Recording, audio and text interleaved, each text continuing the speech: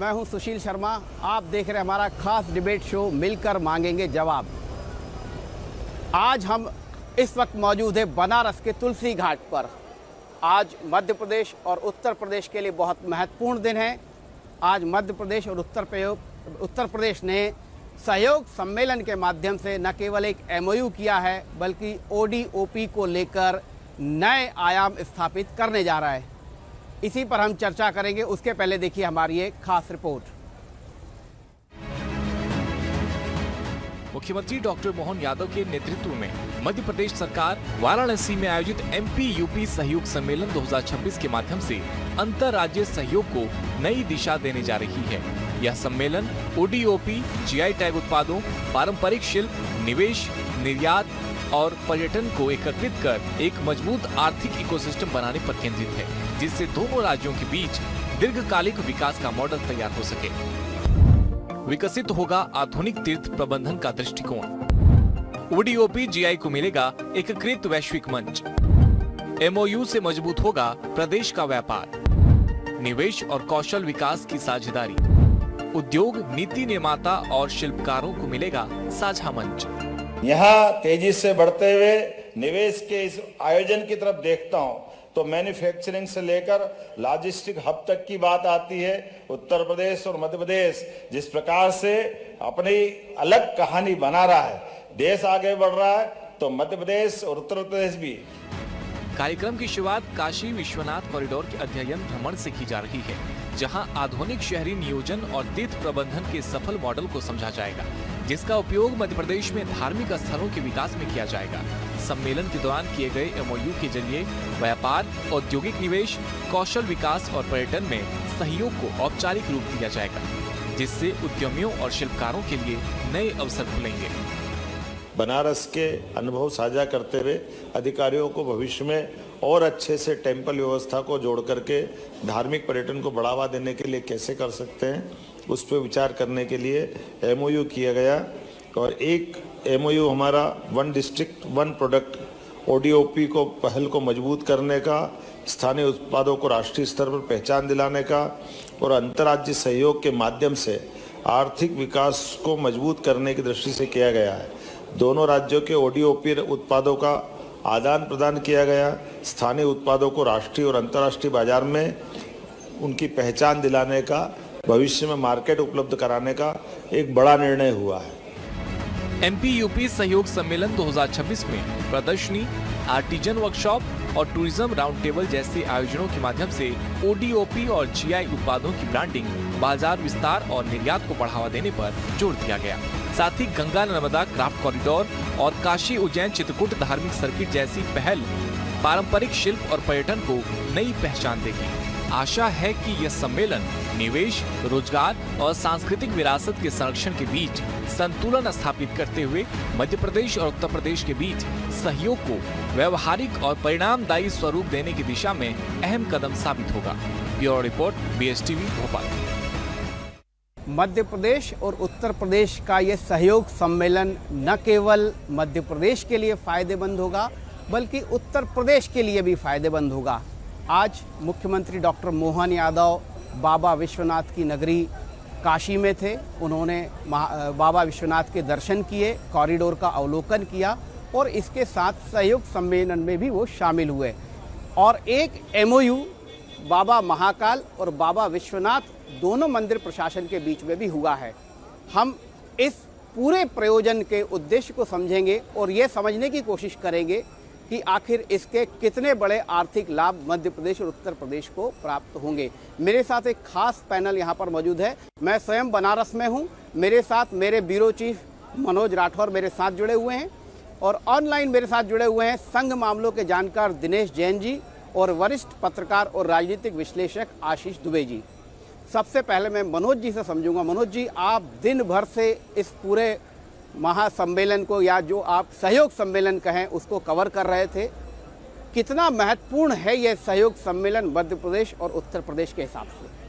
बिल्कुल, क्योंकि काशी जो है वो PM नरेंद्र मोदी का संसदीय क्षेत्र है। ऐसे में यहाँ से यदि किसी शुरुआत की जाती है और ख़ास तौर से यदि मध्य प्रदेश के लिहाज से बात करें तो मध्य प्रदेश लगातार निवेश की तरफ बढ़ रहा है, उद्योगों की तरफ बढ़ रहा है और ऐसे में ODOP जो है वन डिस्ट्रिक्ट वन प्रोडक्ट का जो कॉन्सेप्ट है वो कहीं ना कहीं मध्य प्रदेश में तेज़ी से ग्रोथ कर रहा है। ऐसे में उसको आगे ले जाने के लिए एक सहयोग हम जिसे सम्मेलन के तहत आज देखा गया, उसमें एक बड़ा MOU हुआ है और इसी MOU के तहत जो है आने वाले समय में चाहे वो मध्य प्रदेश के जिलों के प्रोडक्ट हो या फिर यहाँ के प्रोडक्ट हो, उनमें एक तालमेल बिठा के उसको ग्लोबल कैसे उसको पहचान दिलाई जाए, उसको निर्यात बढ़ाया जाए, आयात बढ़ाया जाए और प्रोडक्ट के साथ जो है एक तरीके से हम कहेंगे कि धार्मिक पर्यटन के क्षेत्र में भी एक कदम आगे बढ़कर जो है आज मुख्यमंत्री डॉक्टर मोहन यादव ने आज जैसा आपने बताया कि एक MOU किया, ये कहीं ना कहीं मध्य प्रदेश की धार्मिक पर्यटन को बढ़ावा देगा। और जो मैनेजमेंट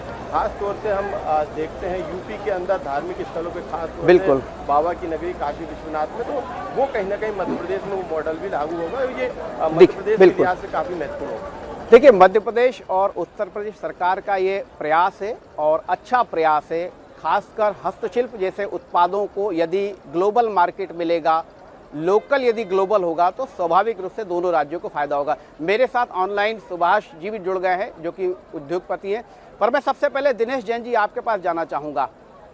बाबा महाकाल और बाबा विश्वनाथ 2028 में सिंघस भी होना है, एक MOU भी साइन हुआ है। वो MOU इसी बात को लेकर हुआ है कि जिस तरीके का उच्च स्तरीय प्रबंधन बाबा विश्वनाथ की नगरी में है, उसी तरीके के प्रबंधन का इस्तेमाल बाबा महाकाल की नगरी में भी होगा। आप इसे कैसे देखते हैं इस प्रयास को? कि ये बहुत ही सराहनीय प्रयास है और चूंकि ये दोनों प्रदेश आपस में भौगोलिक रूप से एक दूसरे से बहुत निकट हैं, समीप हैं, जुड़े हुए हैं और हमारे यहाँ दोनों प्रदेशों की लगभग जलवायु एक जैसी है, खाना पीना एक जैसा है, हम लोगों का क्लाइमेट एक जैसा है और बहुत हद तक हमारे दोनों प्रदेशों की जनता की समस्याएं भी एक जैसी हैं। तो उन समस्याओं को लेकर उनको हल करना और प्रदेश में औद्योगिक प्रगति करना, हस्तशिल्प के क्षेत्र में जो हमारे कारीगर हैं, जो ग्रामीण क्षेत्रों में और दूरस्थ क्षेत्रों में स्थापित हैं, उनकी हस्तकला को प्रमोशन करने के लिए, उनको बढ़ावा देने के लिए और किस प्रकार से वो अपनी कला से, लोकल कला से अपना अर्थ उपार्जन कर सकते हैं, इस चीज को प्रदेश का अगर दोनों प्रदेशों के प्रशासन का सहयोग मिलेगा, मुख्यमंत्री लोगों का सहयोग मिलेगा तो प्रगति के अवसर खुलते हैं। इससे एक जागृति का शुभारंभ होता है और चूंकि चाहे महाकाल हो या महाशिव हो, दोनों एक ही हमारे भगवान शिव के रूप है।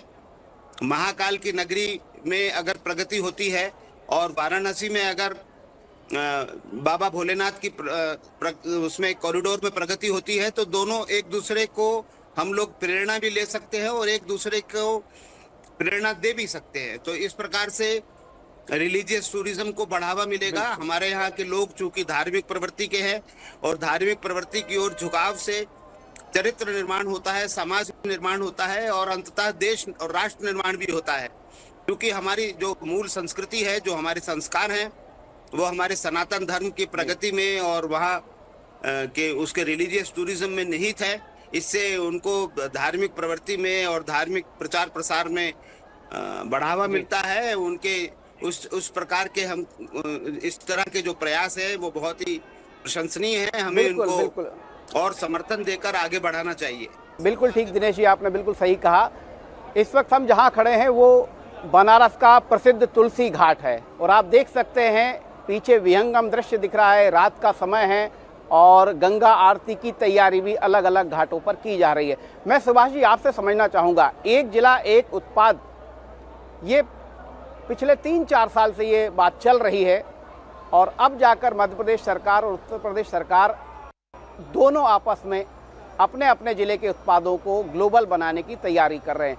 एक उद्योगपति के नाते आप क्या सोचते हैं, क्या ये प्रयास सफल होंगे और यदि ये प्रयास सफल होते हैं तो मध्य प्रदेश और उत्तर प्रदेश को इसका कितना फायदा होगा?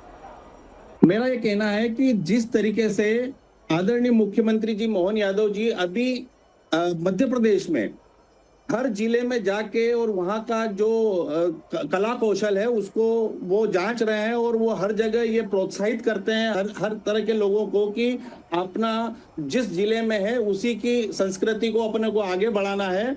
और इसमें काफी कुछ उनने सफलता भी प्राप्त कर ली है, क्योंकि मैं देखता हूँ छोटी छोटी जगह पे जाके और उसका जो हस्तकरघा है, जिस तरह के जो काम चल रहे हैं, उससे एहसास होता है कि मुख्यमंत्री जी इस तरफ बहुत अच्छा काम कर रहे हैं। और निश्चित ही यूपी और एमपी का जब एमओयू हो रहा है या हो गया है, तो इससे दोनों प्रदेशों को फायदा होगा और वहां की संस्कृति, यूपी की संस्कृति और मध्य प्रदेश की संस्कृति में एक समन्वय होगा और आदान प्रदान करने में काफी सुविधाएं मिलेगी। तो ये छोटी छोटी जगहों पे भी मुख्यमंत्री जी जा रहे हैं और उसको प्रोत्साहित कर रहे हैं। बिल्कुल सुभाष जी, आपने बिल्कुल सही कहा। आशीष जी मेरे साथ जुड़े हैं। आशीष जी, आप लंबे समय से विभिन्न सरकारों के कामकाज को देखते आए हैं। पहले भी मुख्यमंत्री इंडस्ट्रियल कॉन्क्लेव करते रहे, अलग अलग महानगरों में रोड शो भी होते हैं, लेकिन आज हमने जो बनारस में देखा, ये सहयोग सम्मेलन आपको कितनी दूरदृष्टि का दिखाई देता है और क्या इसके फायदे होंगे? देखिए, ये जो सहयोग सम्मेलन है, ये दोनों राज्यों की ज़रूरतों पर निर्भर है, जो समझ आता है। क्योंकि उत्तर प्रदेश को भी अब लगता है कि उसके जो लोकल ब्रांड हैं या लोकल उत्पाद है, उसको बड़ा प्लेटफॉर्म दिया जाए। मध्य प्रदेश की भी यही कोशिश बहुत समय से है। तो वो जो वन डिस्ट्रिक्ट वन प्रोडक्ट वाला जो इनका जो एक फार्मूला है, वो उसके तहत, और मध्य प्रदेश का देखिए बहुत सारा हिस्सा जो है, अलग अलग दिशाओं में बहुत सारा हिस्सा जो है उत्तर प्रदेश से मिलता है। तो उत्तर प्रदेश की संस्कृति, उत्तर प्रदेश के उत्पाद, उत्तर प्रदेश की चीज़ें या मध्य प्रदेश की, दोनों परस्पर एक दूसरे जो जॉइनिंग जो बिल्कुल जुड़े हुए चले हैं, वहाँ तो उनका आवागमन है, छोटे पैमाने पे आना जाना या बेचना खरीदना होता ही है। लेकिन इसको जब सरकार एक संस्थागत रूप से एक नया शेप देने की कोशिश करेगी, तो ये जो उत्पाद हैं लोकल, इनको बड़ा एक बाज़ार मिल सकता है। क्योंकि उत्तर प्रदेश अपने आप में बहुत बड़ा प्रदेश है और वो तो एक किस्म का पूरा देश ही है। इतनी उसकी आबादी है जितनी एक देश से ज़्यादा होती है, कई देशों से ज़्यादा। तो अगर मध्य प्रदेश सरकार इस तरह का पहल कर रही है, तो इस पहल में बहुत सीरियस होना पड़ेगा और इसमें बहुत इसे मंथन करते हुए, लगातार इसको अपडेट करते हुए आगे बढ़ना पड़ेगा।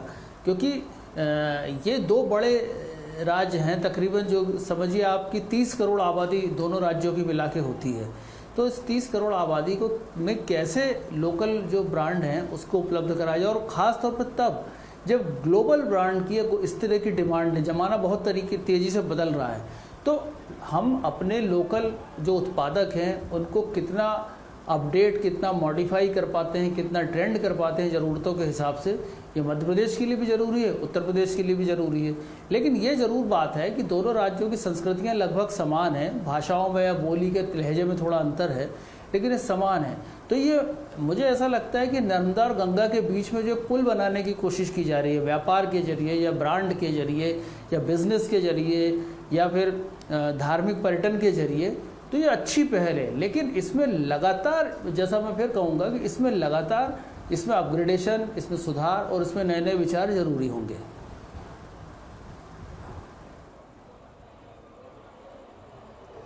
बिल्कुल ठीक कहा आपने आशीष जी। मुख्यमंत्री की मंशा तो ठीक है, अब देखना यह है कि सिस्टम उस पर कितना लगातार फॉलोअप करता है, क्योंकि ये सब चीज़ें लगातार आपके फॉलोअप से ही ज़्यादा बेहतर हो पाएंगी। बहरहाल हम जहाँ जिस होटल में, प्राइवेट होटल में ये कार्यक्रम आयोजित हुआ था, सहयोग सम्मेलन में, जहाँ बहुत सारे जो है व्यापारी उद्योगपति आए थे, वहाँ पर उत्तर प्रदेश सरकार के प्रतिनिधियों ने भी अपना प्रेजेंटेशन दिया था, और वहीं एक प्रदर्शनी भी लगी थी जिसमें उत्तर प्रदेश और मध्य प्रदेश के संयुक्त रूप से ये प्रदर्शनी थी। दोनों राज्यों के उत्पाद वहाँ पर विक्रय के लिए और प्रदर्शन के लिए उपलब्ध थे।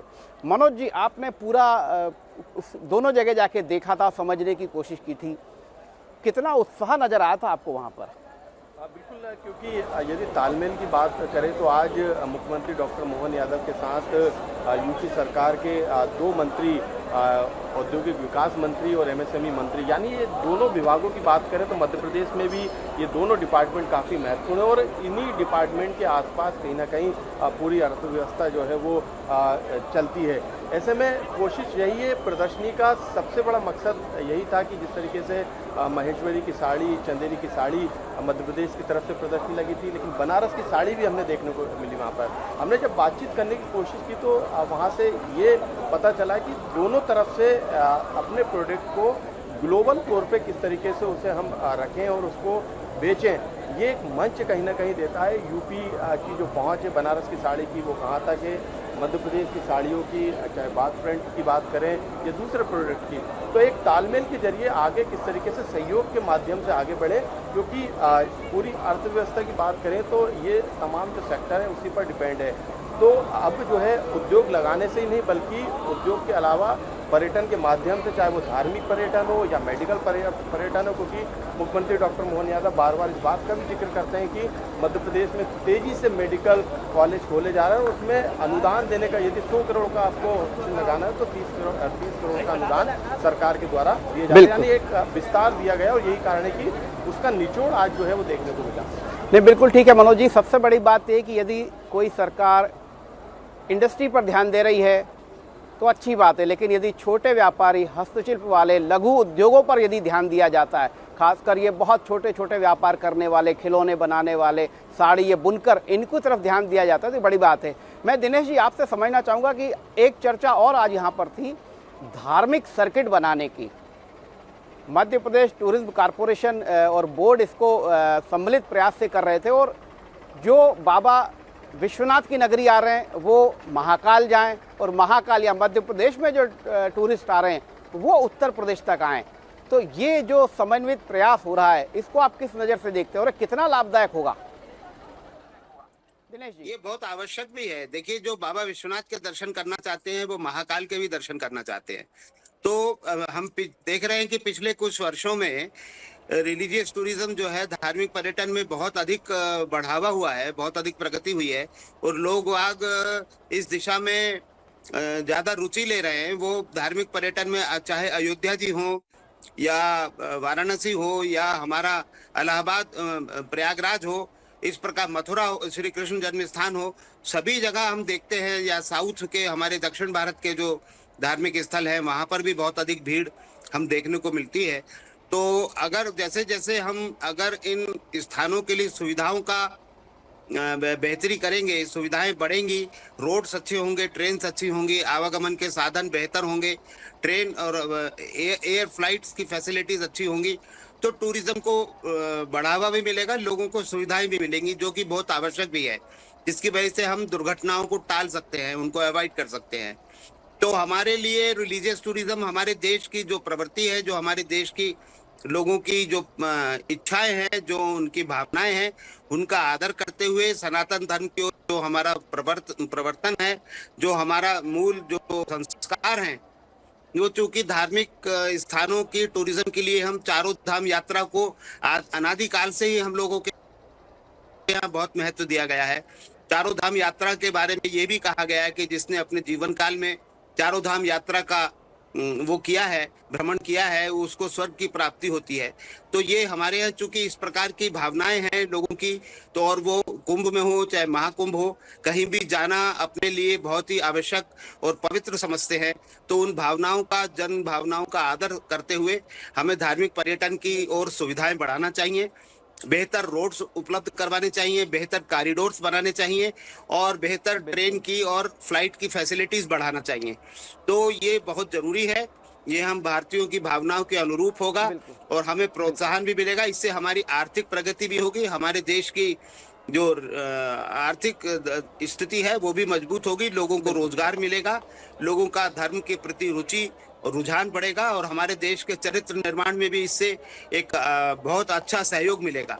तो हमें इस ओर ध्यान देना चाहिए और बाबा विश्वनाथ और बाबा महाकाल दोनों हमारे लिए बहुत पूजनीय स्थान रखते हैं हमारे समाज में। हमें उनके लिए सुविधाओं का बेहतर उपयोग करना ही चाहिए और उनको बढ़ावा देना चाहिए। जी सुभाष जी, जैसा कि दिनेश जी ने भी कहा कि धार्मिक पर्यटन जो है वो न केवल बड़े व्यवसायी बल्कि छोटे छोटे व्यापारी के लिए भी उतना ही महत्वपूर्ण है, क्योंकि धार्मिक पर्यटन में जिन वस्तुओं का, जिन सामग्री का इस्तेमाल होता है वो वास्तव में बहुत छोटे छोटे व्यापारी होते हैं, छोटे छोटे दुकानदार होते हैं, तो उनकी प्रगति का भी मार्ग प्रशस्त होता है। लेकिन ODOP, एक जिला एक उत्पाद, मध्य प्रदेश में जिस तरीके के प्रयास हो रहे हैं, आपको लगता है उसमें और क्या बेहतर किया जाना चाहिए, या जिस तरीके की पहल उत्तर प्रदेश सरकार के साथ की गई है वो पहल अन्य राज्यों के साथ भी की जानी चाहिए? निश्चित रूप से इसमें काफी प्रोत्साहित मिलेगा। और सीएम साहब जिस तरीके से अभी मध्य प्रदेश में इसको प्रोत्साहित कर रहे हैं, जैसे हम एक छोटी सी जगह ले लें, अभी श्री कृष्ण सुदामा के यहाँ कॉरिडोर की तैयारी चल रही है, उज्जैन जिले में ही है वो, उससे आसपास के ग्रामीण क्षेत्रों का काफी उन्नति होगी और वहाँ छोटे छोटे जो जितने भी दुकानदार हैं वो उसमें अपना सामान रख पाएंगे। और उसी तरीके से ये हर जिले में मुख्यमंत्री जी की इच्छा है कि हर जिले में अपना ओडीओपी का सिस्टम बना के चलें। तो मुझे लगता है कि निश्चित रूप से दोनों ही प्रदेशों के लिए ये बहुत महत्वपूर्ण है और इससे काफी उद्योगों में भी और छोटे दुकानदारों में भी प्रगति होगी। बिल्कुल ठीक है सुभाष जी, मेरे पास समय का अभाव है। आशीष जी, आपका फाइनल कमेंट। सबसे महत्वपूर्ण ये है कि आज एक बात और निकल के आई कि न केवल बाबा विश्वनाथ से बाबा महाकाल, साथ में ओंकारेश्वर भी, इन तीनों का सर्किट बनाया जाए। और इससे आगे बात चली कि जो नर्मदा मर जो है, जिस तरीके से गंगा में जो है वाटर टूरिज्म है, वो टूरिज्म नर्मदा पर भी किया जाए। कैसे देखते हैं इसे आप? नहीं देखिए, ये अच्छा है। पर्यटन जो है किसी भी राज्य की इकोनॉमी के लिए अच्छा है, वहाँ के लोकल जो दुकानदार हैं उनके व्यापार के लिए अच्छा है। हम उज्जैन को देख सकते हैं कि उज्जैन में जब से ये धार्मिक पर्यटन का नया दौर शुरू हुआ, वहाँ के बाज़ार की हालत बदल गई, व्यापारियों का कारोबार बढ़ गया, तो बहुत सारी चीज़ें आई, वहाँ नई इंडस्ट्री भी उससे मिलती जुलती आ गई हैं। तो इस तरह से अगर बनारस से मध्य प्रदेश का या उत्तर प्रदेश से मध्य प्रदेश का ताना बाना जुड़ जाएगा तो एक बड़ा सर्किट तैयार हो जाएगा। चित्रकूट है, रीवा है और उधर बनारस है और बहुत सारी चीज़ें इस तरह से जुड़ सकती हैं। उज्जैन से तो एमओयू हो ही चुका है।